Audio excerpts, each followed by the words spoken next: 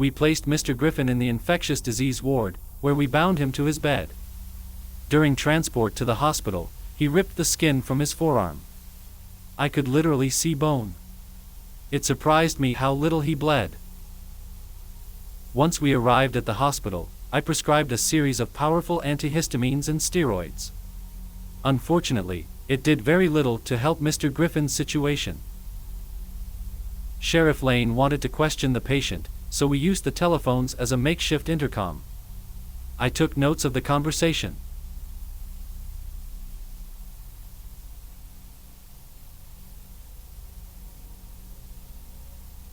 Why did you kill your family, Mr. Griffin? I didn't want to, but they made me. Who made you? The things in my skin. The rash. This damn itch. So, you hurt your family because of the things on your skin? They just wouldn't stop itching unless I fed them. How did you know the blood would stop the itching? I just knew. It's like they told me without actually saying anything. And the more they told me, the more my skin itched. It was 1,000 times worse than anything I've ever felt. Every part of me felt like it was covered in ravenous ants.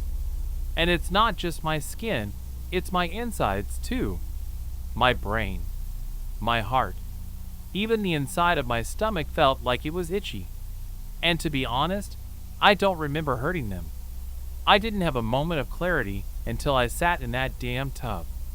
And then I was me again, but better. The itching didn't just stop. I felt better than I ever had, at least until I realized what I had done. I tried to slit my wrists, but my muscles tensed. They kept me from doing it. And I know why. My body is infested with whatever this is. Thank you, Mr. Griffin. We'll be talking again. What do you think, Dr. Wells? You buying any of this? Because I'm having a hard time believing he committed murder because of some sort of allergic reaction. I can only say that I've never seen anything like what's happening to his skin. And I think the best course of action would be to quarantine anyone he's been in contact with, examine them, and possibly alert the CDC.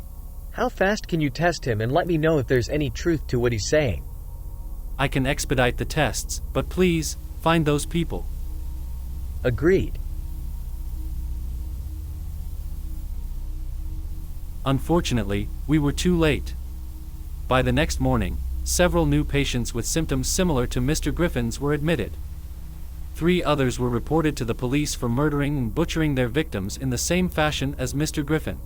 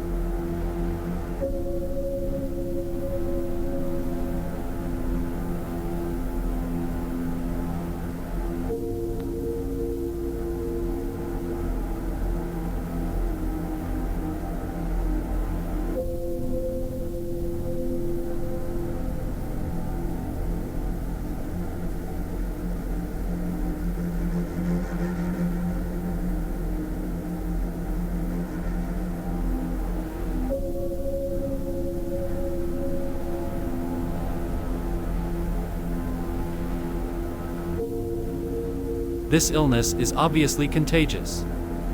I made sure to take the proper precautions when gathering blood samples. For the newest patients, their open sores did not react in an unusual manner, but Mr. Griffin's sores sprayed white mucus in my direction with alarming aim. The closer I got, the more intense the reaction. Mr. Griffin told me he wouldn't live long if he didn't feed them.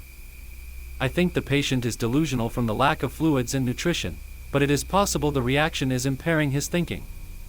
Also, getting the proper sample size from Mr. Griffin proved to be a challenge.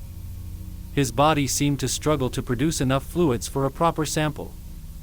I decided it was in the patient's best interest to keep him sedated and revisit this in the morning.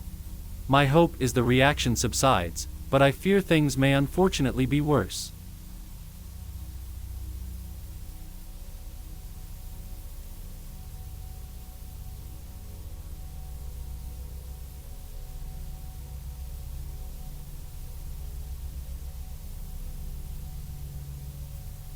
As I feared, by morning, Mr. Griffin looked much different.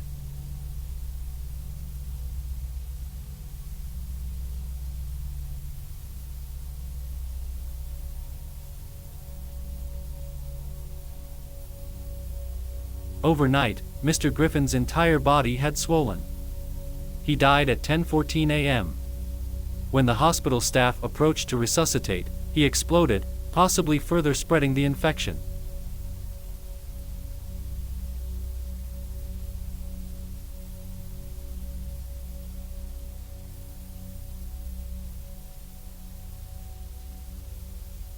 To say that I've seen nothing like this is an understatement.